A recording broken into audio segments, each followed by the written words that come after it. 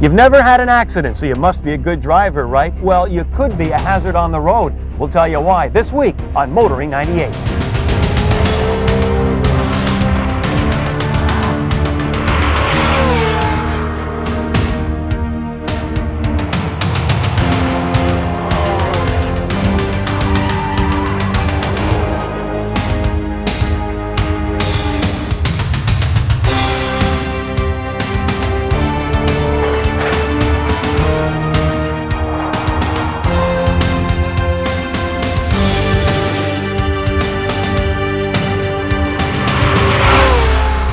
TSN's Motoring 98 is brought to you by Quaker State. The big Q stands for quality, always has, always will, and Midas for new, longer-lasting, performance friction carbon metallic brake pads. Whenever I get behind the wheel, I remember my father's advice when he taught me how to drive in that old Volkswagen Beetle. He said, "Brad, watch out for the other guy. Assume everybody else is a complete idiot and they have no idea about the rules of the road. Remember that and hopefully you'll survive." Well, so far, so good. But this week, we're going to meet some men and women who have made defensive driving a way of life. And they'd like us to start paying more attention when we hear them coming. If we know what people are going to do, then we know what we have to do. I've been caught driving to a call and a guy will turn left or he'll pull to the left. Right in front of you. And like that's the last thing that you expect him to do. You're smoking out to the left to go around him, and now he decides he pulls to the left. If they all would just pull over to the right and stop, that's the key too. Because like you said, or I don't know who said it, if you got to turn right, you're toast. They keep going and you're trying to pass the guy and he's right beside you. You open the door, kick his door. It's difficult for us as well if they don't pull to the right and stop. If you can't get to the left-hand lane and change, you don't know whether you should pass them on the right, because if you come up on the right-hand side, that's when they decide they're going to pull over. Never pass them on the right. Oh, I know. You're toast if you pass them on the right. It's so dangerous. There's the crew that we're, now watch, see? Here you see, they don't, if they stopped, they could have got around here a couple of seconds. And pedestrians too, they get in the way. These are the same guys going to the same cause, probably.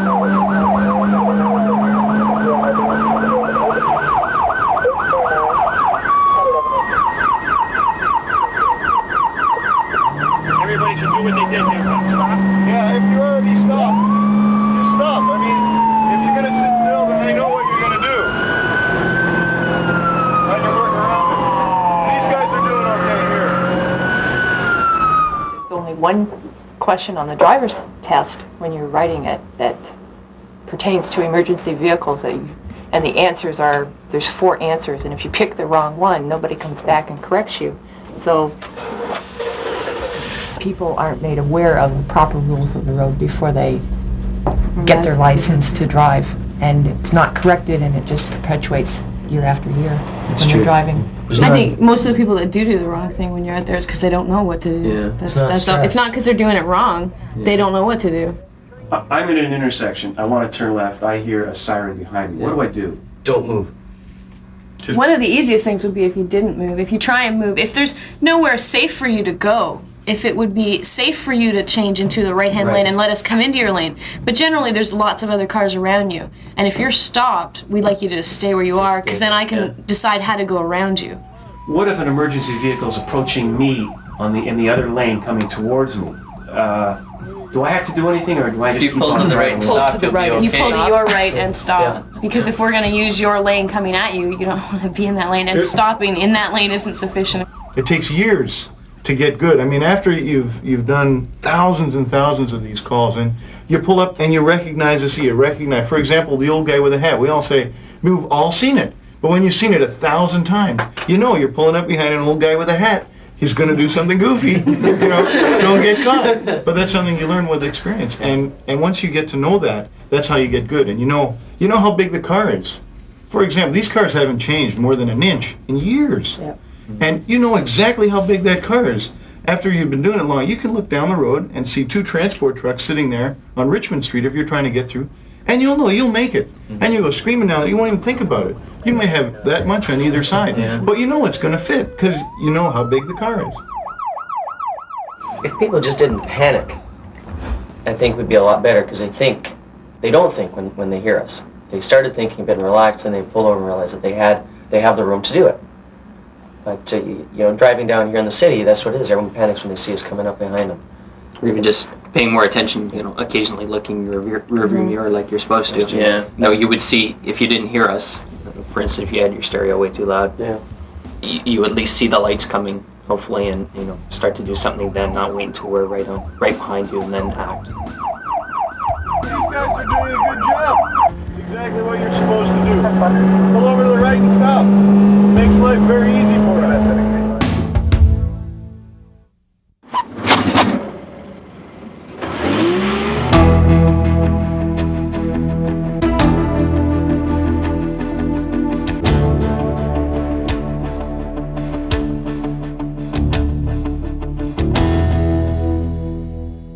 There have been boxy ones, bigger ones, better ones, and yes, even boring ones. On this edition of Test Drive, we take a look at the latest one. From the land that gave us origami comes Honda's newest Accord, a car that's been reworked and re-engineered from the road up. The new Accord is one of the few that breaks the boring mould. The irony is that in doing so, Honda have made the rear end almost a clone of the Acura NSX. The back end of the new Accord is where most of the flaws are. First of all, while the deck lid has been cut to bumper level, the bumper is so high that it negates that advantage. The second thing is, if you look underneath the car, there's a chintzy bracket welded to the muffler. Now, even though this has only got 1,400 kilometers on it, it's already rusting. The people that will buy this type of car should expect more from Honda. Honda now offer 3 engines in the Accord. 2 versions of the new 2.3-litre inline-4 and a 3-litre V6 they borrowed from Acura. You can cross the base engine off the list unless you're into fuel economy big time. The only difference between the base engine and the one in our tester is the availability of Honda's variable valve timing and valve lift electronic control system, or VTEC.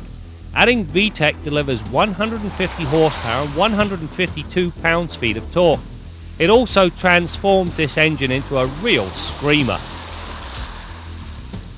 Simply stated, VTEC improves the engine's ability to breathe by altering the intake valve timing. On the open road, this technology works very effectively. The power band is broad, the engine willing to rev right to redline, and yet fuel economy does not take an undue bashing. This engine is offered with either a 5-speed manual or an optional 4-speed electronically controlled automatic. From the driver's perspective, the manual box works the best if you're looking for outright performance. The automatic sacrifices flat-out acceleration marginally, but it's destined to be the transmission of choice. On a day like today, all the airbags and crumple zones in the world aren't worth a hill of beans if you don't have a decent set of tyres. Thankfully, this Accord comes with a great set because it tracked a remarkably true line through the pylons, despite the fact that the skid pad is very greasy and slippery. Hondas have always handled, and the new Accord is no exception. The body is stiffer, as in 40% better torsionally and 70% better in bending. This gives the advanced 4-wheel double wishbone suspension design, which includes Honda's new 5-link rear suspension, a good place from which to work. And work it does. On the skid pad, the Accord flew through the pylons, displaying little in the way of body roll. The transitions from left to right are also controlled and very progressive. While the interior of the Accord is very understated, it is highly functional. All of the buttons are logically grouped and they're oversized, meaning you can operate any of the buttons even with a gloved hand. The drawback is that if you punch either of the 2 defrost modes, you automatically turn on the air conditioning. So what's wrong with that? The result, on a cool day like today, you end up burning precious fuel cooling the warm air that you need inside the vehicle. It makes no sense. Stopping power comes from a disc drum design that delivers quick and controllable stops. That said, our tester did not have anti-lock, and that's because it's not available on the LX model. You know, it never ceases to amaze me. This is yet another classic example of stupidity of the first order. This latest Accord is a very good reflection upon Honda as a car company. The most impressive part, though, is the 4-cylinder engine. Not only is it good enough to blow the competition's 4-bangers away, it's strong enough that you don't have to worry about a V6, which is going to reduce operating costs. And that alone will make this car a winner.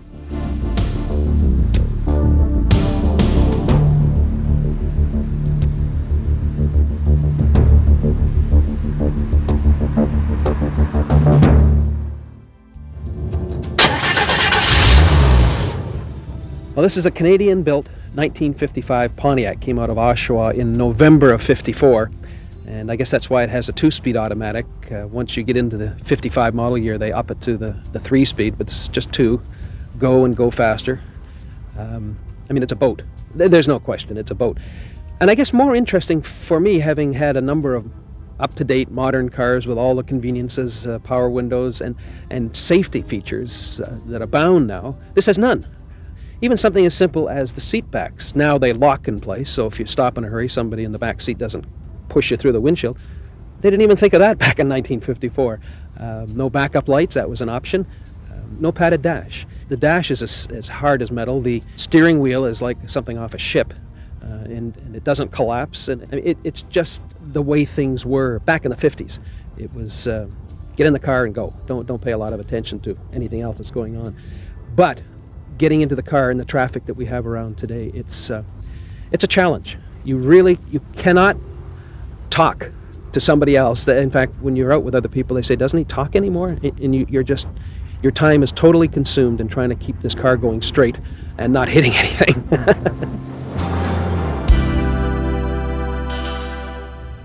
Our Midas tip of the week concerns replacing headlamps. If you've watched this show for a while, you know I'm no big fan of these aerodynamic headlights. They're far too expensive if they get broken, and I don't like the illumination they provide. But there is an upside to these things. The bulbs are very simple to change. In most cases, you don't even require any tools. The bulbs, in most cases, load from the rear, and you just pull off the plug, turn off the lock ring, and pull the bulb out the back in order to replace it. There it is.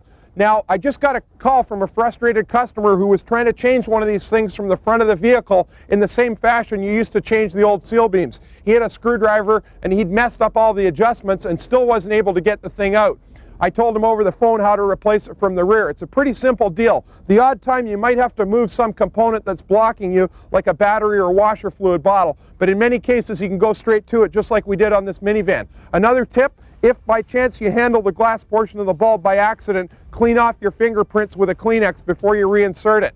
And another good tip: these things are fairly small, as you can see, and fairly inexpensive. Buy the appropriate spare for your car and keep it in the glove box for that day that certainly will come when this headlight blows and you have to replace it. As you can see, it's a pretty simple do-it-yourself operation. That's your Midas tip of the week. A portion of Motoring 98 is brought to you by the Solder Seal Gunk family of automotive products, makers of Puncture Seal Gold and Liquid Wrench.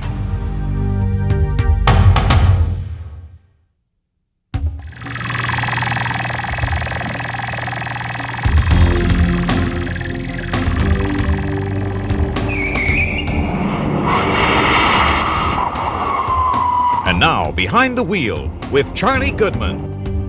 Today, we are going to use these tools to illustrate to you one of the most common mistakes that people make when they're turning the steering wheel. If I were hammering a nail into this table, would it not look rather silly if I were hammering using the back muscles?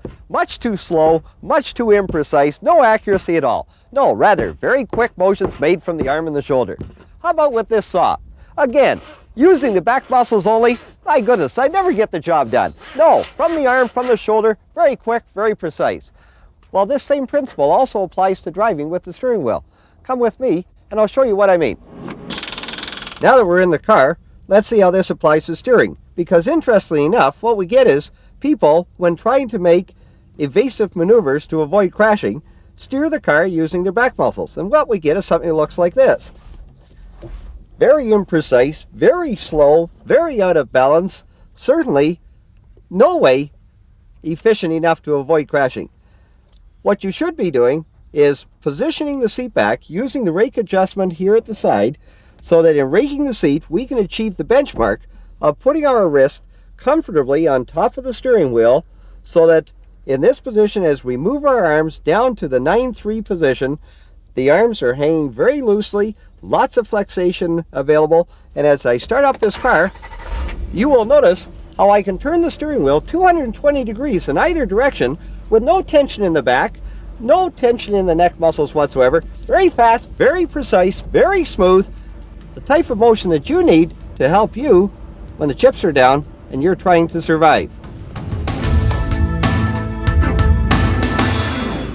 This is the brand new Oldsmobile Intrigue. It was featured on Test Drive just recently, and it's now joining our new long-term fleet, and who knows, it could be a contender. We present our Car of the Year special in just 2 weeks, so make sure you join us for that. And now let's head to the garage and join Bill Gardner. Bill? Well, Brad, if that Olds Intrigue runs half as good as it looks, I think they'll do well with it. I noticed you were putting washer fluid in the reservoir on that Olds. And what I want to talk about this week is what kinds of things you look at or do when you filled up your washer fluid reservoir and you still can't get any washing action on the windshield. There's a couple of different situations. First of all, maybe you're getting a little bit of spritzing out of the washers, but not enough to sufficiently clean the windshield.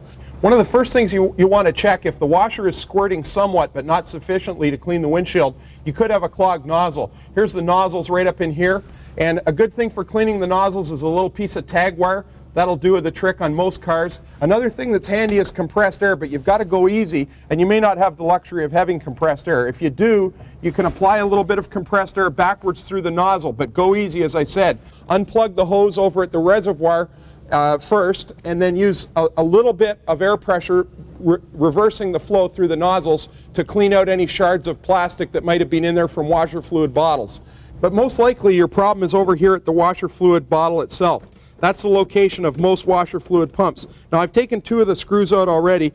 If we have a look over here at the wiring plug, we can quickly check it for ground and power to make sure that we're getting juice to the washer fluid pump and that it should operate. Now, in all honesty, I can't remember the last time we had a car that had a wiring problem or a switch problem on the dash. It's conceivably possible, but in all honesty, 99% of the time, the problem is that the washer fluid pump itself has failed. Now, as I said, most of them are located in or on the bottle, so removing the bottle gets it out and lets you have a look at it.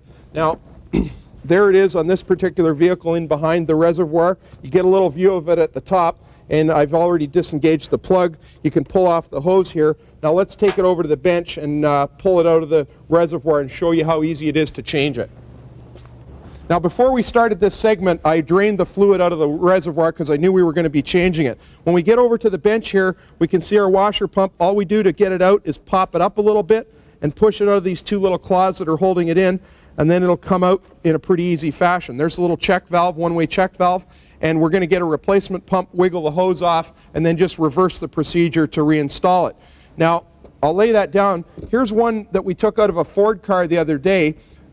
And you can see the problems that can occur with these pumps. This one obviously rusted out and fell right apart in 2 pieces. It's basically just a little tiny electric motor. You can see the armature and the windings down inside, and up in this end you can see the brush holder and brushes, and there's the connector pins that plug it into the wiring harness in the vehicle. On the Fords, it happens to be inside a cavity at the base of the reservoir, and of course it gets wet and rusts itself out eventually, but that takes quite a few years. Now, these pumps are typically in the $15 to $20 range at the low end. Some cars, depending on the application, could be as much as $40 or $45. And if you have one of those older GMs that has the mechanical pump that does 7 or 8 clicks and spritzes the windshield a full cycle even after you've removed your finger from the button, if you want to convert one of those, you can get a universal kit that converts it to a little electric motor just like this. It's far more effective, and it only pumps when you've got your finger on the button. A lot of people prefer that feature.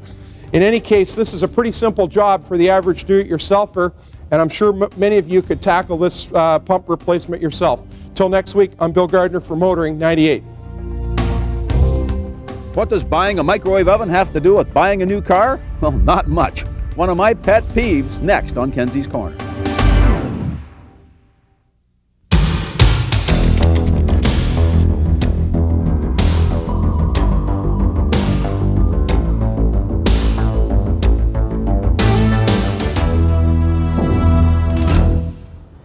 go to the store and buy a nice new microwave oven, and the sales guy says that'll be $249.95 plus tax, and you say fine. Then he says, oh, by the way, I'm going to open that box and polish it up a bit with a rag, and that'll cost you an extra $10. And then he says, oh yeah, and it costs us $7 to ship it from the factory, so you got to pay extra for that. What's your reaction? Well, after you stop laughing, you stomp out of the store. But you come to a car dealership, and that's the treatment you get. You pay $20, $30, $50,000 for a car, and then they say, well, there'll be an extra $500 for pre-delivery inspection. What's that mean? Well, some teenager slaps on the wheel covers and washes the car. Now, all I'm hearing from the car companies these days is quality, quality, quality. We got inspectors here, we got inspectors there. So what's left to inspect at the dealership? And why should you pay extra for it? And then there's freight. Again, why should you pay the freight? You should pardon the expression. Now, most of the domestic car dealers have equalized freight across the country. Now, I guess that's to help national unity or something. But you buy a Chevy pickup truck in Oshawa where they're built and you pay $750 freight? What kind of deal is that? But my favorite is the so-called factory drive-away. This is where the dealers come to the factory and drive the cars back to their stores. And then they charge you freight for them. And it's a used car. Now, I know the car makers are all looking to get a low advertised price, but they're also trying to eliminate irritants to consumers in the showroom, and this is one of the favorites. Why should you have to pay extra for these things? If they are real costs, they should be built into the price of the product, just like they are in my new microwave. I'm Jim Kenzie. Well, the boys at Fire Hall 106 in Mississauga, Ontario are pulling out on a call. Their advice, if you hear them coming, if you're in an intersection turning left, stay there. If you're driving, pull over to the right and stop. People's lives may depend on it, including theirs. That's it for now. We'll see you next week for more stories about cars and the people who drive them. What they have to look at is the car that best represents the automobile and how it has served man, how it has changed over the years, and what epitomizes the car of the century. It's a prodigious task, I will admit. TSN's Motoring 98 has been brought to you by Quaker State. The big Q stands for quality, always has, always will, and Midas for new, longer-lasting performance friction carbon metallic brake pads.